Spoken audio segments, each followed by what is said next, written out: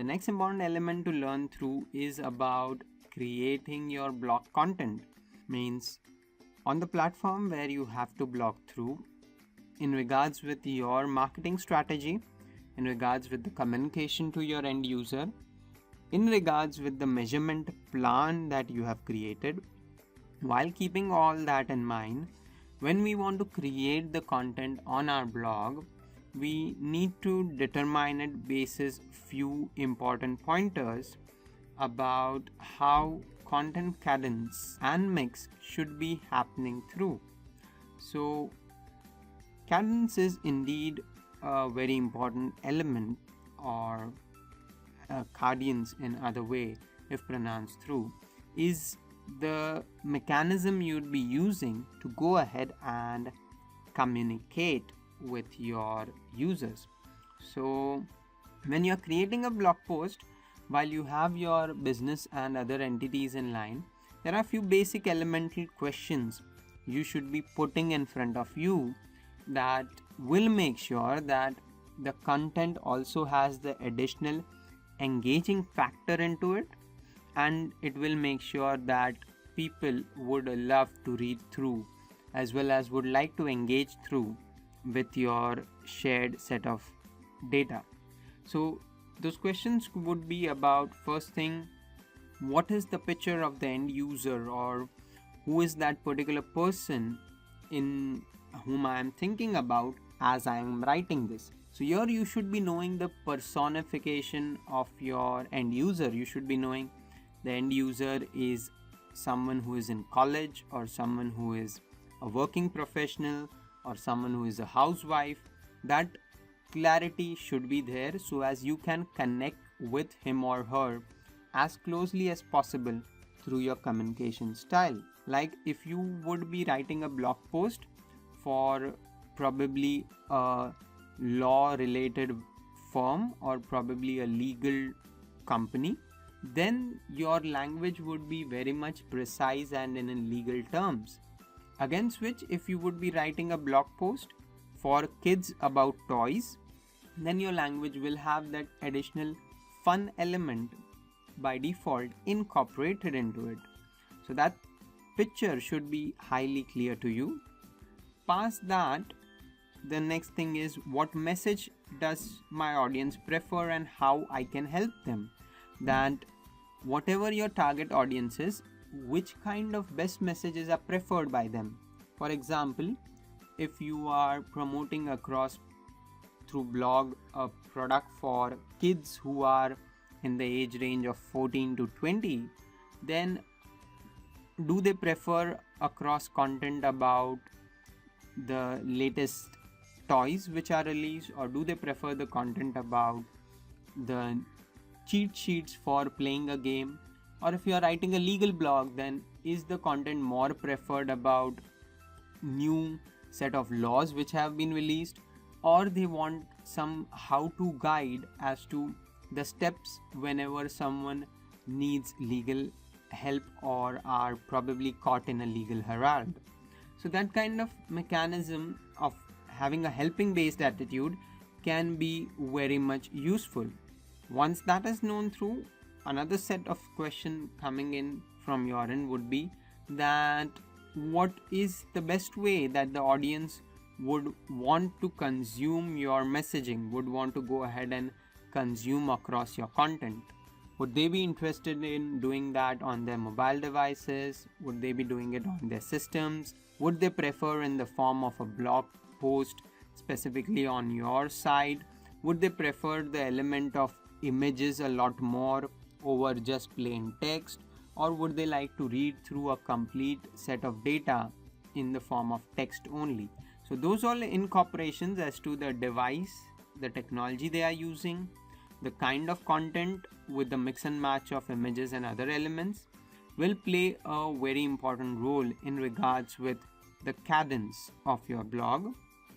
Past that, there is the next point about what topics resonate with your readers, and this can be definitely be possible if you are connecting with your readers. You are going ahead and knowing their comments, you are reading up about what they are telling, as well as you are having a measurement plan as to wherein did they go ahead and consume over more time or engage over for a longer period, and what were the kind of posts wherein there was no engagement. So those analysis matrix, those matrix of communication from them will tell you that what they like a lot more. Like for example, under legal, people may be very much interested in new laws or taxation over a topic like the reforms, or maybe over a topic like the particular case studies. So it would be particular taste of people which can be known if you have connected with them through various data over a time and even measured that through various tools.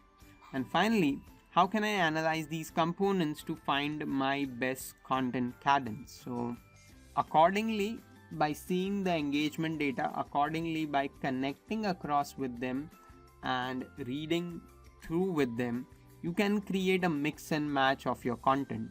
You can make sure that you are on the right track of having multiple elements in your content which relates again very much rightly to your blog audience.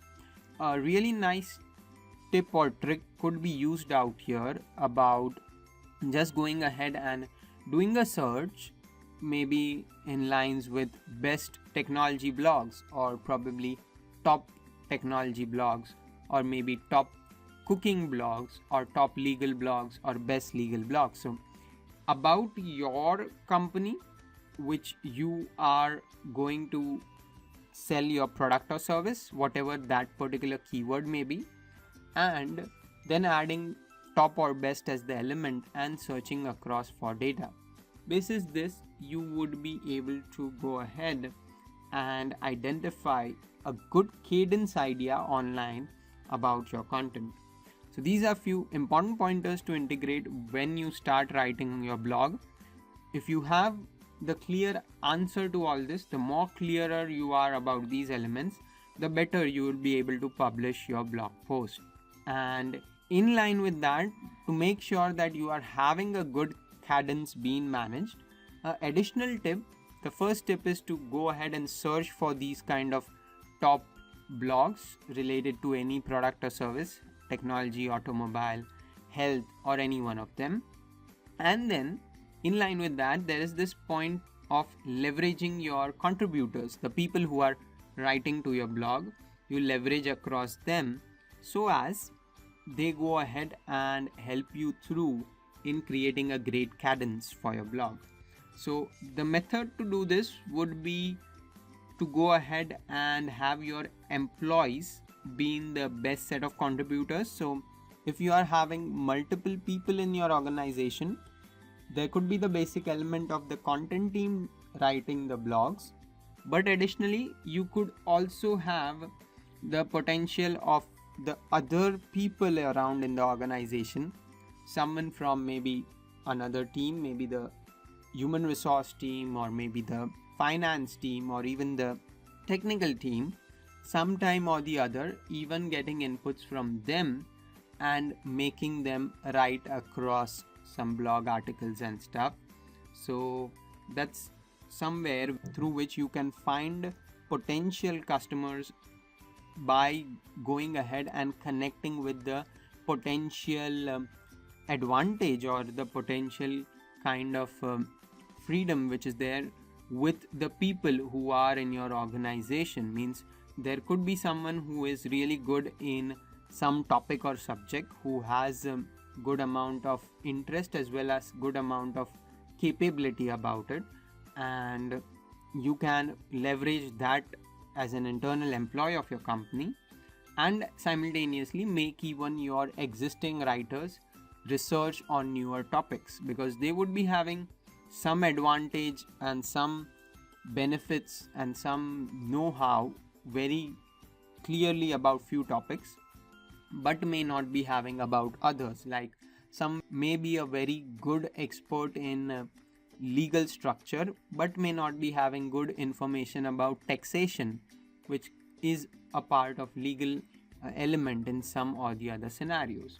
So that way you would be required to go ahead and make sure that your core strength is doing research of new topics as well as innovating their styles with their strengths, and you have your internal other employees who are working on going ahead and progressing with publishing their niche areas which they may be aware through about. So that's about the part of leveraging through internal blog contributors. Similarly, like this, to make even your blog more rich worthy, you could be connecting with external contributors. There could be guest bloggers or professional bloggers who are ready to write across articles on your portal about your topic. There could be copywriters or editors of other organizations who would be interested to do through this activity. Similarly, there could be senior people, or there could be even anyone who is even an expert at a junior level who would be interested to write across of a particular topic. Like there could be technology developer who would like to write about the newest app development technology, or there could be a marketer or a digital marketing developer as well as a digital marketing strategist who would like to talk about strategy and write on your blog. So you can connect across by just searching for list of guest bloggers, or maybe you have your own set of professional connections through LinkedIn and other set of websites, and with the help of them you can even connect with external set of contributors.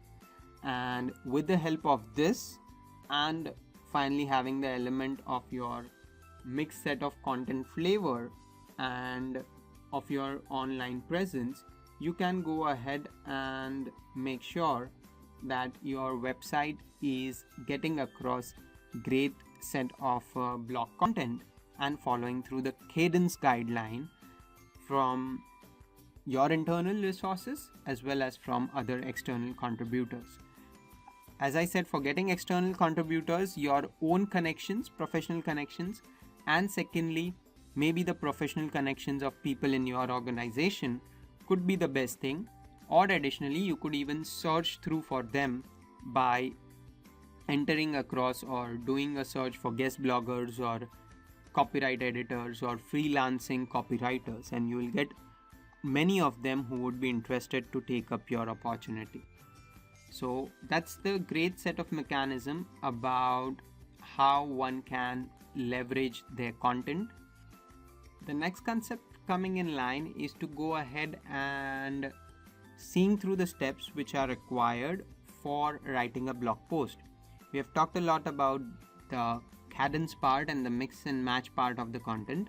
The next step is to actually implement the same. The mechanism to do this in a very simple step-by-step process is there in front of you in the screen, that these all are the basic important elements.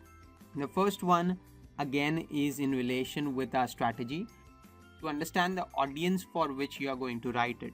As I said, if the audience is in which age range, it is whether male or female majorly, it is from which location, because from country to country there will be a difference in the style you write through your content. For example, football is famously known with its name as a game in the European and the Asian region, whereas the same game, when it goes in the American region, it is more famously known as soccer.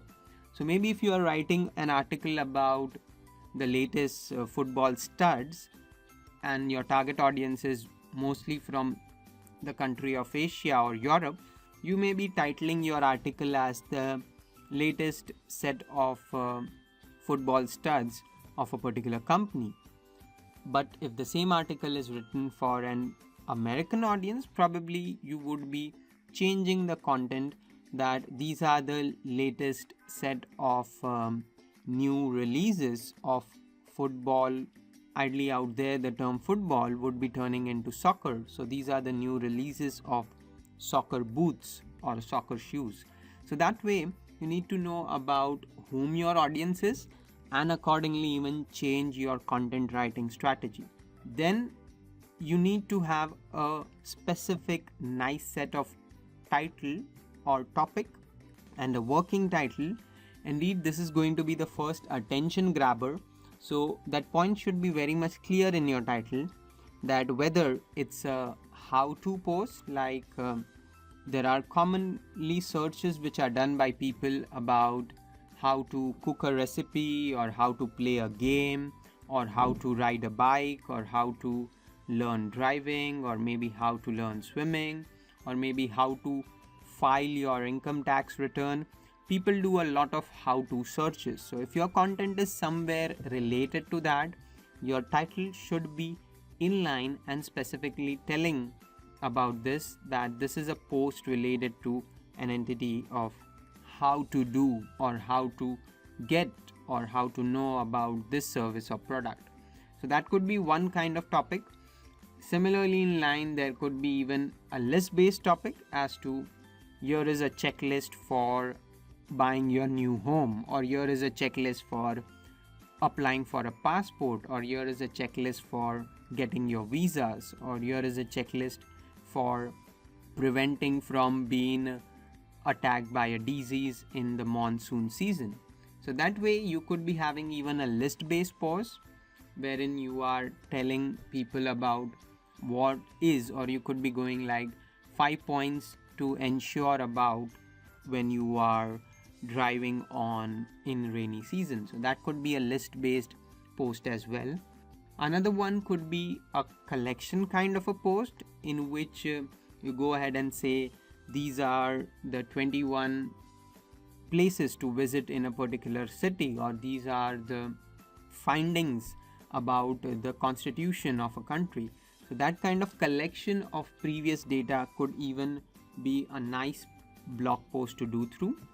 Similarly, there could be a very simple presentation post wherein you just go ahead and present the data in the format it is, mostly about a awareness kind of basic post where you tell through about a product or service, like maybe new launch of a mobile phone, a new launch of a game, and probably a presentation kind wherein you're telling about the changes to come in the next year, maybe 2018, or the population of the world by 2021.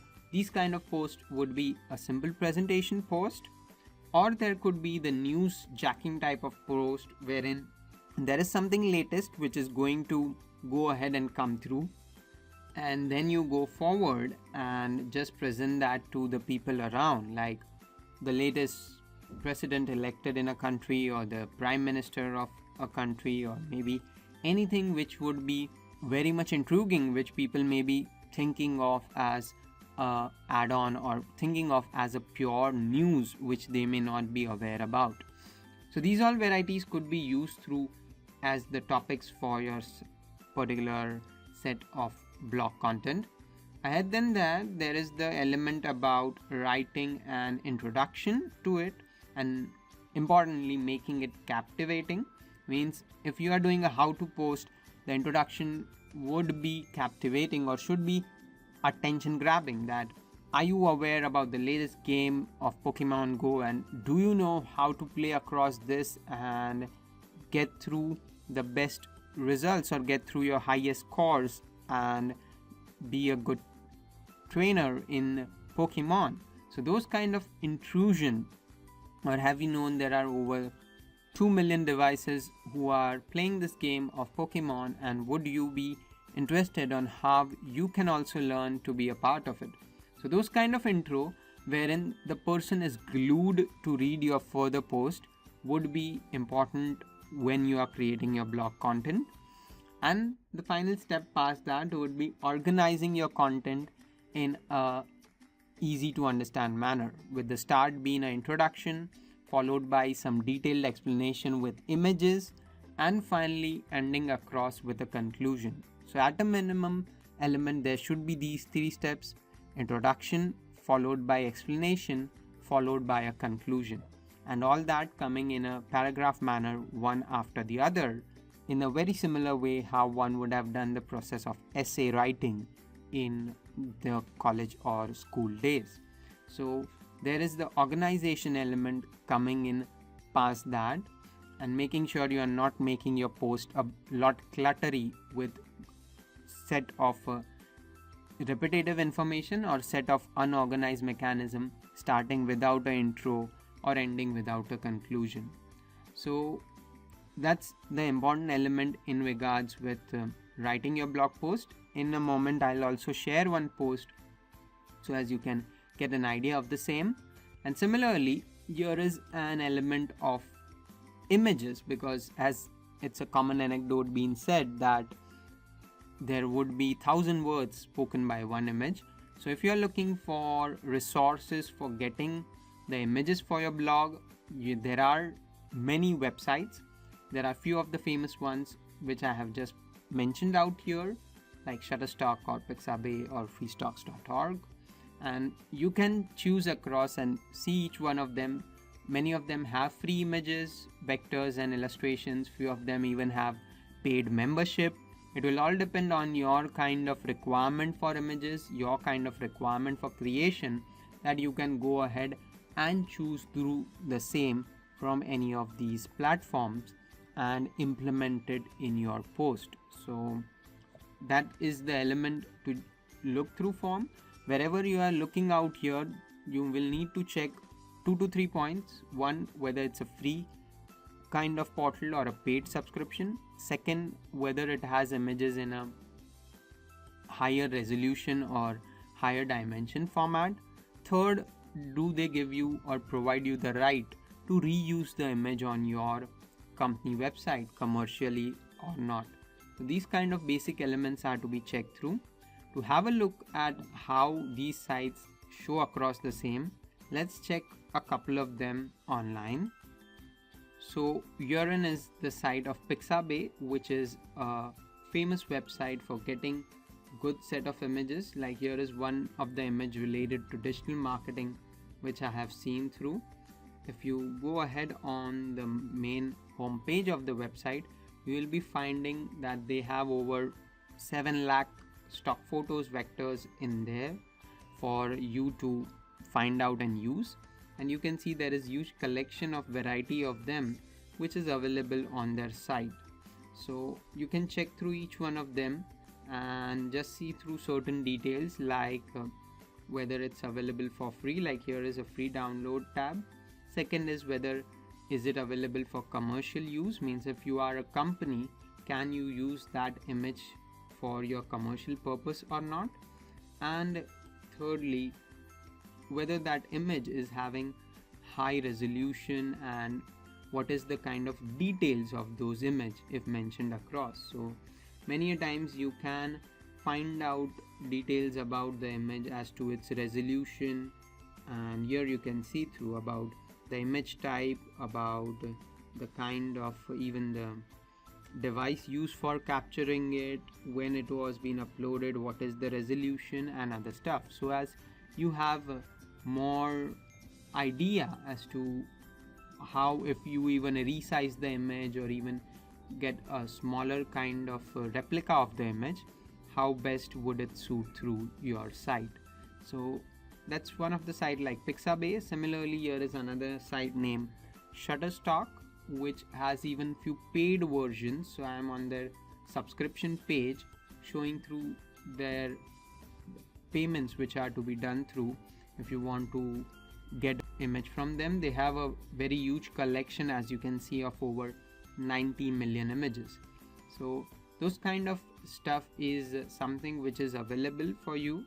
It will all depend on your business need, also on the exact image relating to your particular blog post. So if you have a blog post related to health, maybe an image like this could do through.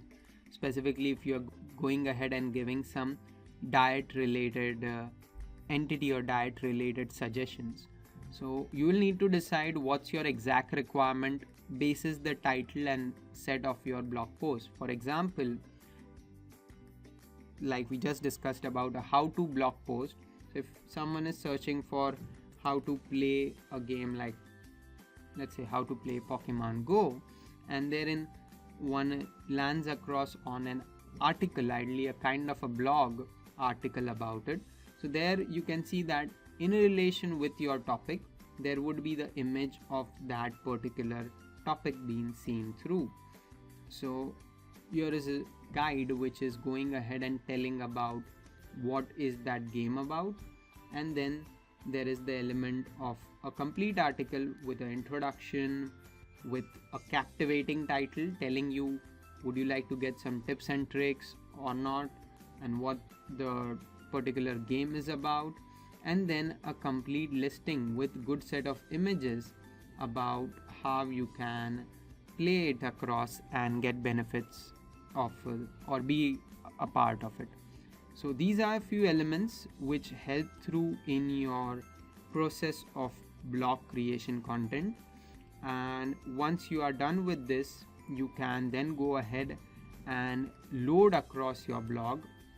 That is, you can go ahead and make that content available online, and specifically this step is a bit technical step wherein it requires the help of your set of developer, because once your website is created, once your blog post is created indeed, and similarly when even your theme selection or your web page template is selected, that complete data set is to be loaded online on your website, and there is a kind of activity like a subdirectory to be created. Like if you have your website domain as abc.com, you need to go ahead and create a subdirectory like abc.com/blog.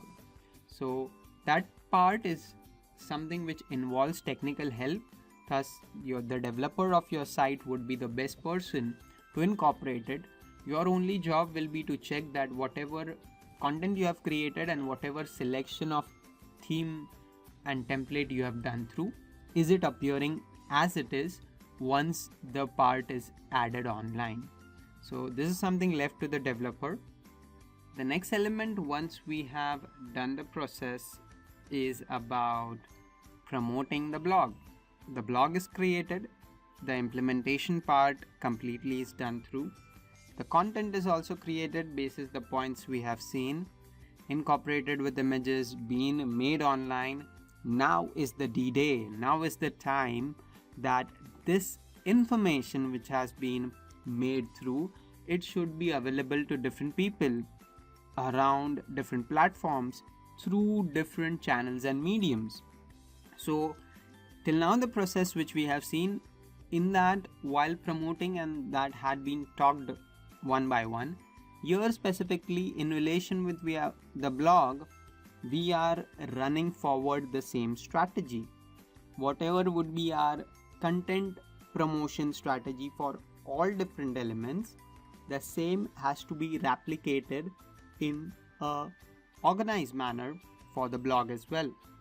Thus, for promoting of the blog, the mechanism should be sure that you are not leaving any page unturned through the channels which you are available with. Like, you have the channel for your particular product in the form of, first of all, SEO, means to make sure you are working on all elements of SEO, right from the tagging part to the image alt tag part and all on page and off page factors to make sure that it gets ranked in a search engine. The next element would be about the incorporation of social as a part of it, to make sure that whatever platforms your product is present across, you go ahead and incorporate the blog post of your website on all of them.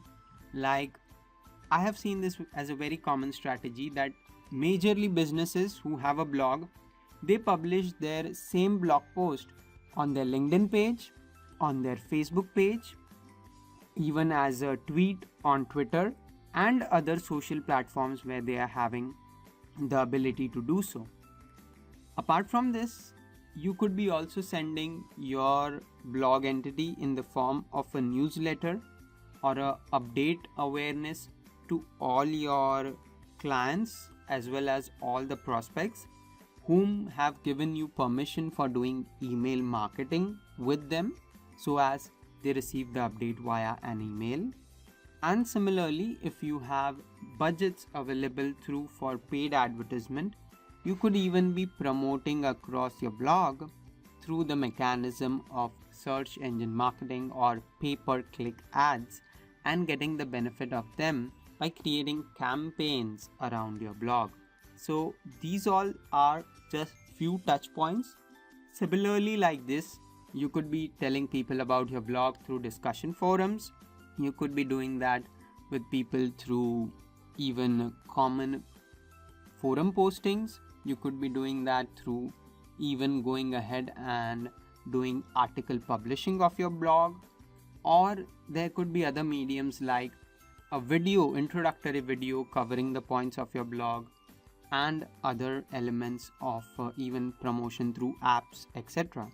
So the channels can be divided into a huge number, but which one would be the best useful to you is something which you need to decide, and make sure that you don't leave any of the channels available with your organization or company for promoting the same. And once you have worked on the promotion mechanism, the next important mechanism is to go ahead and measure through your blog, in which you would be focusing on the element of doing the process of using analytical tools to do through the same. With the help of analytical tools, you will get a better know-how as to how your blog has performed. And to get through an idea of this, there would be use of tools. There would be use of specific analytical tools like Google Analytics, or even any other custom tool that your website may be using like AW Stats, etc. And in that, there would be these elements like incorporation of user behavior through heat maps. And most importantly, apart from these technical set of tools, there would be the comments of your users and your response to them, which will let one know that whether they are liking or not your content and whether it is up to their expectation, because your best set of measurement and reward is going to be the understanding of your user. If you understand your user better, you have attained the goal of your blogging process. If the user has not understood your process or is not in line liking through your content, then that will be reflected in the comments. So the comment is like an open vote. Whichever government rules in democracy, that is decided by an open vote. Similarly, whichever content would be liked or not liked by people, that would be decided by comments. Or maybe a movie is reviewed as being good or bad, or whether critics like it or not, that is decided by the public and the critics. So that way, there would be the comments playing an important role in the process of measurement of your blog. And with that being seen, the last element is to know through about what heat maps are.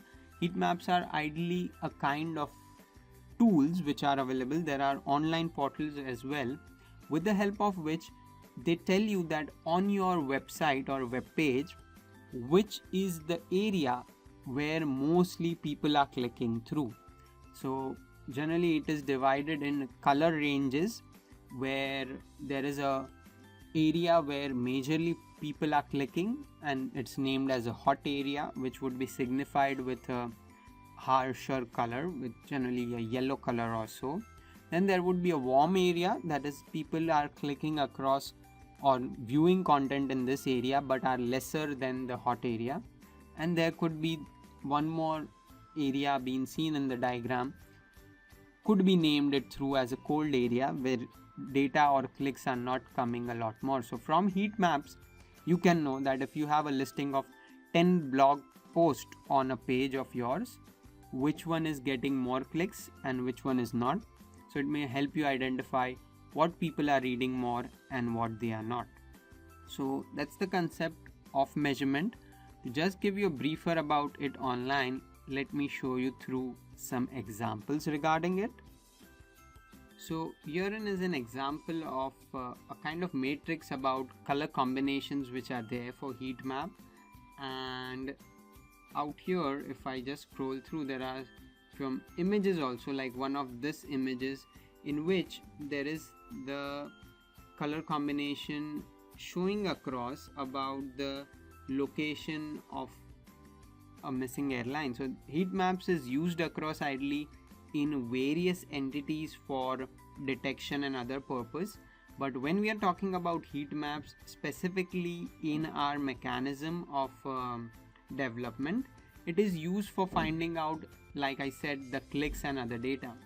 To actually show you a live example on a site, here is one site where I have access to, and there you can see there are these elements in which there is the color highlighting happening, wherein it is telling me about clicks which are received on the website and which is the reason or which is the area on the site which is receiving the most number of clicks. Like there is the About Us button receiving 5 clicks, the Get Consulted button receiving 2 clicks, or maybe the Contact Us button receiving 2 clicks, or there is a button out here which is also receiving 3 clicks. So out of a complete website, which all areas are there which receive more clicks and which other areas are there on the web page which may not be getting any clicks, or someone may not be reaching out here. Like here is a link at the very bottom of it,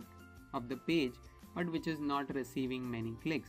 So heat map is this particular entity with the help of which one can go ahead and diagnose indeed or check through the website with the help of this mechanism.